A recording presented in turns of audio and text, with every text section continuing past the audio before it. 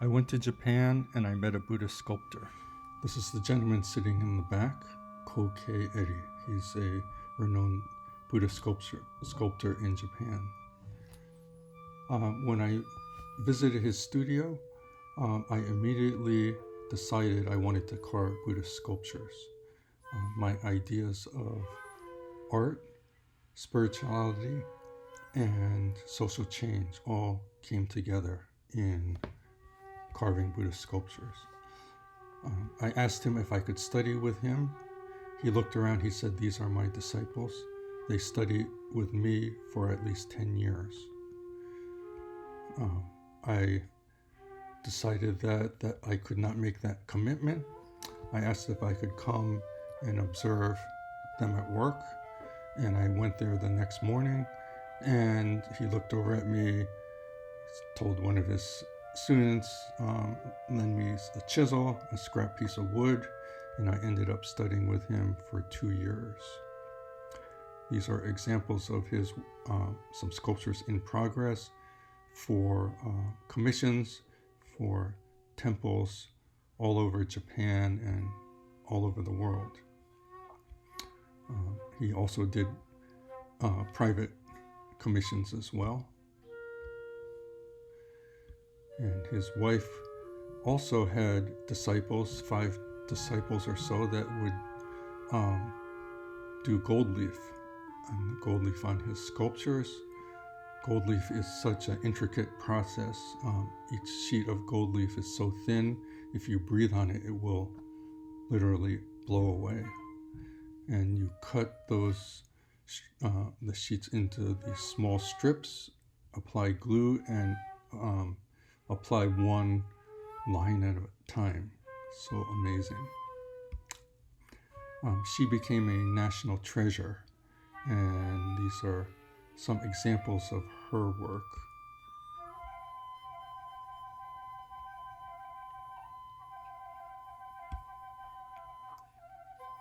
Unfortunately, she passed away, a sudden blood clot in her brain. Very tragic. There's a unique technique in Japan of hollowing and joining sculptures together. And this technique is used to prevent the wood from checking or cracking. Also, you can make large-scale sculptures and not have to use one log. You can use joined pieces together, and many people can work on the sculpture at the same time. It's a unique developed in Japan. These are some examples of sculptures that I've done studying with my teacher. And I was mainly interested in learning using the wood carving tools, Japanese wood carving tools, and the sharpening techniques. He allowed me to study with him for 2 years because I was interested in carving in my own style. And if I was going to carve that traditional style for temples, he would have required I studied with him for 10 years. This is a monk, Enku. He's lived in Japan in the 1600s, and he was my inspiration. He was a homeless monk. Wherever he went, he would carve sculptures in exchange for a place to stay. And he vowed to carve over 10,000 sculptures, and they're discovered all over Japan. And he's become very famous because of his work. Also feels very contemporary. This is a deity, like a protector on the head of this deity, a dragon head on top of this deity. I was inspired because he was carving for the common people. About 200 years later, there was another monk, Mokujiki, who did the same. He was homeless and traveled all over Japan, and this is the route and where his sculptures are now. I started to develop my own style, and carved these sculptures, and then moved to a small mountain village in Nagano. And this is a view from my front yard. It was a different landscape every morning with the clouds changing. This is my house, an old farmhouse that I rented for less than $20 a month. It had been abandoned, and I made this barn into my studio. Heated and cooked with wood, and grew my own vegetables. And examples of my studio of pieces that I would carve. The wood I would get from the forest and stones from the riverbeds. And I would take my sculptures to galleries in the city, have exhibitions and sell my work, and was very successful and sold most of my pieces. Also carved for temples and shrines. This is a local shrine in our village. I carved over 200 sculptures for businesses, temples, shrines, and individual patrons while I was in Japan. Came back and continued carving Buddhist sculptures as well as contemporary sculptures as well. This is at the Coloma Cemetery in Hayward, California, a Japanese American cemetery, and the opening ceremony. This is at Smith College, their Japanese garden, and this is a granite Jizo sculpture, and this is the eye-opening ceremony to bring life to the sculpture. This is at the Syracuse Zen Center, and this is their main meditation room.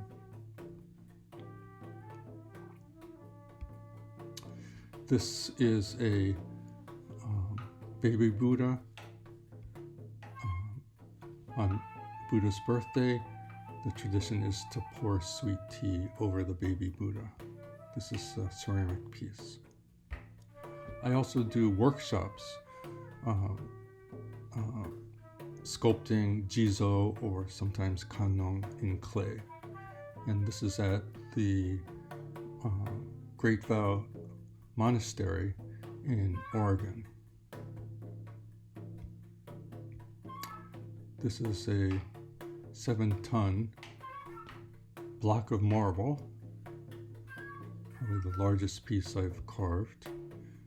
And this is at the Grafton Peace Pagoda, just outside of Albany, New York.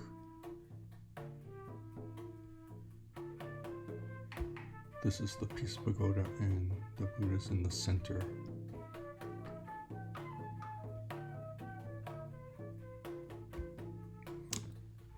Thank you for watching.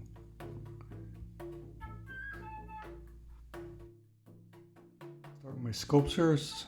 I usually start with a drawing with an idea. Then I find a piece of wood, I measure it, and I cut it to the size that I need.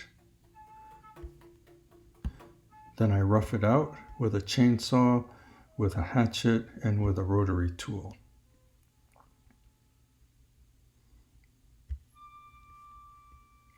Then I bring it into my studio. I draw on it and I carve away using my hatchet, saw, and chisels. I continue to carve into it and keep drawing on it until I get close to the piece, and this is the final sculpture. So this is a sculpture that I started outside, roughing it out, and now I get to this stage and I bring it into my studio. Now to continue sculpting, I start with a saw and a hatchet. If there's areas that I need to notch out, I can use my saw. And I'll take my saw and I will saw into the sculpture as far as I need to go. Then I will take my hatchet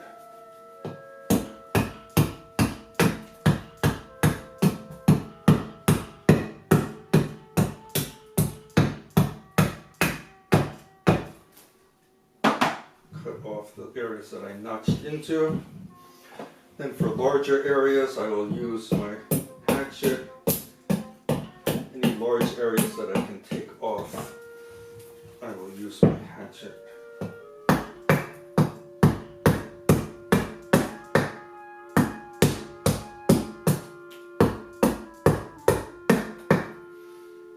Then when I get my sculpture down to areas that I can't use the hatchet and saw anymore, then I switch to my carving tools. As you can see, I have a whole range of tools. The carving tools, some here and then some in the back over here too. The traditional way to do it in Japan is you put your sculpture against a block of wood and then you hold the sculpture with your foot. So you don't need a clamp to hold it. I start off with my larger tools.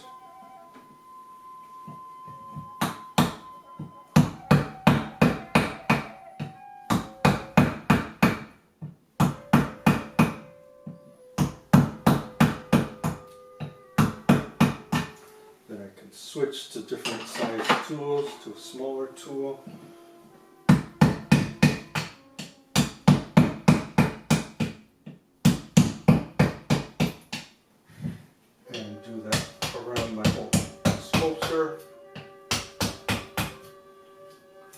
Then, for the details, I switch to my hand tools. And I use these tools. These are just that you carve by hand.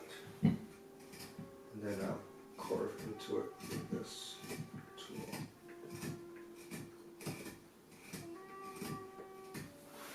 So these tools are handmade tools made by a person in Kyoto. And these tools, you can sharpen them all the way down to here. So these are almost like a lifetime tool because all of this metal from here down to here you can sharpen, keep sharpening your tool. Okay. And then for the hand chisels, you buy just this metal. So this tool, and then you make your own handles. You take a block of wood and you split it, you carve out the inside so it matches your tool, and then you glue it back together.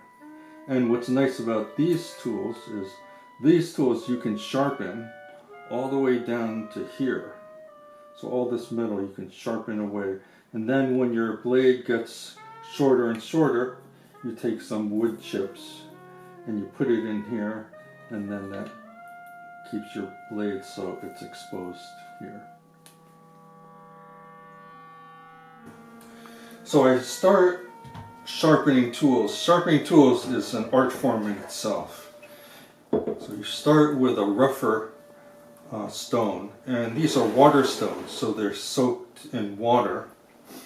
Then you can take your tool, and for these round tools here, you can see how it's shiny here. Then you try to line it up so you're right at that right angle. So the goal is that you want this side to be perfectly flat. So you don't want it to be rounded. You want it to be a flat surface. And this took the most training, was sharpening tools. So you sharpen your chisels, and once you use the rough stone, it dulls out the shiny edge here. Okay, I'm going to do one more tool. So for our chisels that are flat, I will dip it in water. I'll find that right angle, so that side is perfectly flat.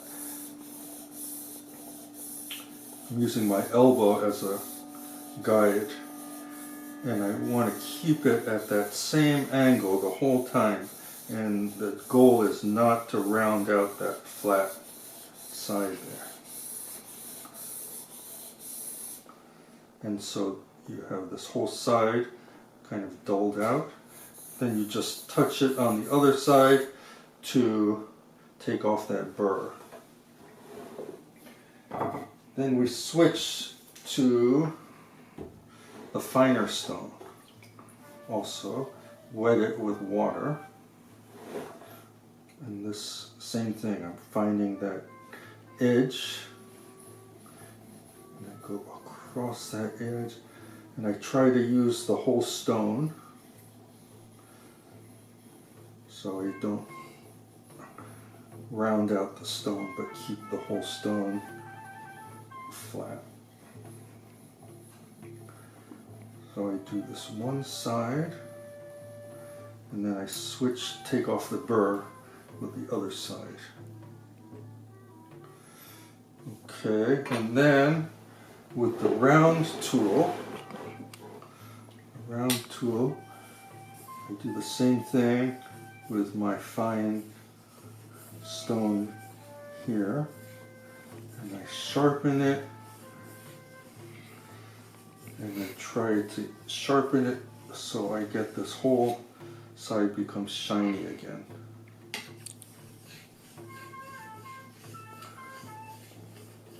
And then we have these round sharpening stones here.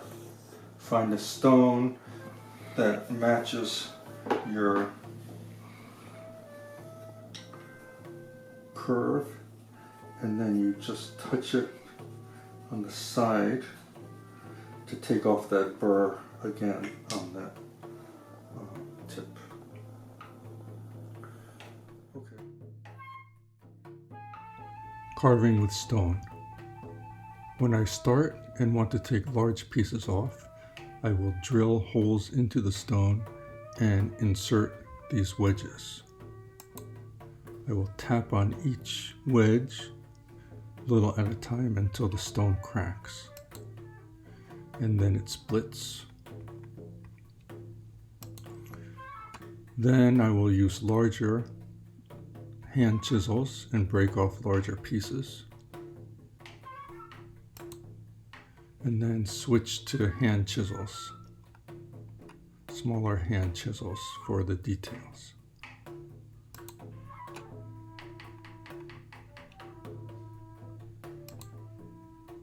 And always drawing on the stone as I work.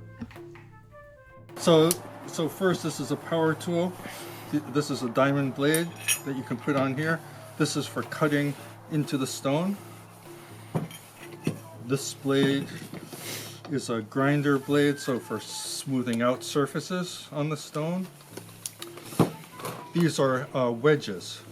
So in the first photographs that I showed, we drill a hole into the stone, put these wedges in, and then tap on these wedges one at a time, and we can split the stone. These tools here, these are the largest tools that we use for hand carving, for taking off large pieces of stone. These tools, they have a carbide tip on them, and you really whack it with the hammer And you can take large pieces of stone off with these tools. And this tool is an edging tool. So if you want to break off an edge, hit it like this and you can break off an edge of the stone. So these are the hand tools we use. As you can see, there's all different sizes here. So if I want to go in for detail, I can go in with a... So the usual way is you go in with a point chisel to take off large areas. And then you go in with a tooth chisel to smooth that out. And then you go in with your flat chisels to smooth that out even more. So this, you can get your smooth surfaces with this chisel. And then going in for detail. So if I do detail on the face here, go in.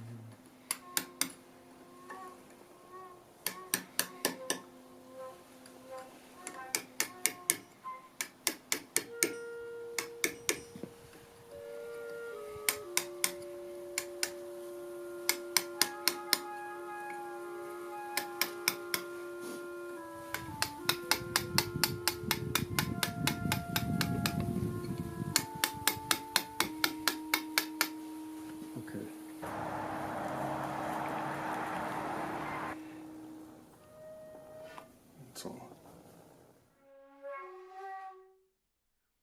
these are some examples of some current work that I've done. This is Bosatsu holding a broom. Bosatsu holding the world. This was a recent commission of Bosatsu holding a viola.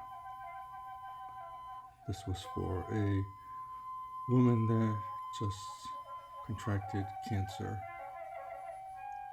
and is a viola musician. Kannon Bosatsu out of marble, and some recent Jizo sculptures made out of marble and granite.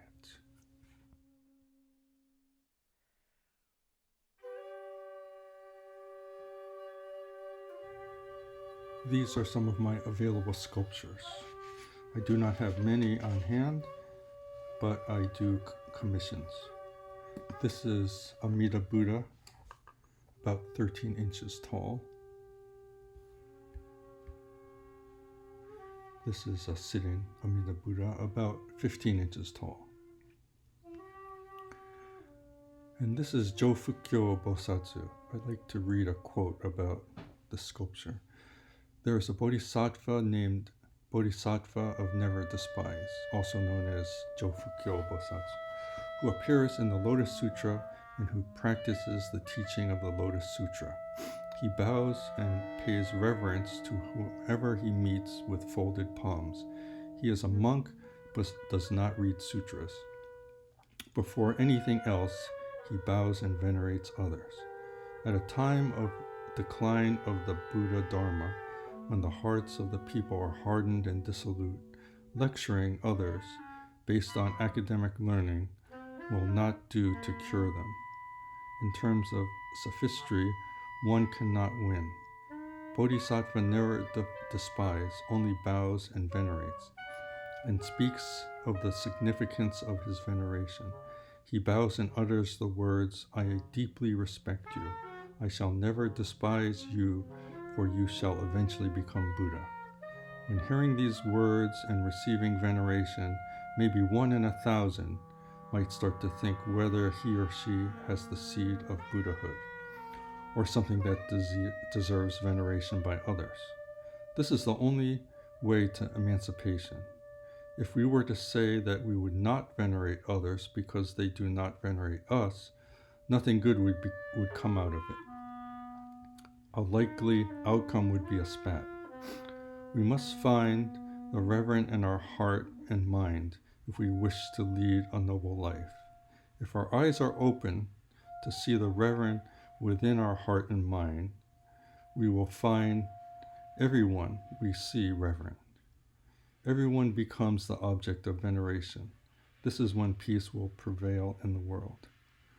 May 1967, by the Venerable Nichidatsu Fuji, translated by Yumiko Miyazaki. This is Kannon Bosatsu, Bosatsu of Compassion, and this is about 17 inches tall. This is Fudo Myo, about 14 inches tall. Fudo Myo has a frightening appearance, but he converts anger into compassion and cuts through our delusions to liberate us from suffering. These are small bronze Buddhas, about 3 inches tall each, and a bronze Kannon Bosatsu, about 12 inches tall. This I call Glimpse of the Buddha, and this is to remind us that we are not worshiping the Buddha, but the teachings of the Buddha. This is footprints of the Buddha, about 7.5 inches in diameter, and this is inspired by a sculpture in Bodh Gaya of Buddha's footprints. Flying Apsara. This is about 10 inches wide, and I want to read a quote by a friend that paints Buddhas, and these are called tenyins in Japanese. There's a sutra that these bodhisattvas play different kinds of musical instruments and sing with a sweet voice, which to tell us the teachings of Buddha.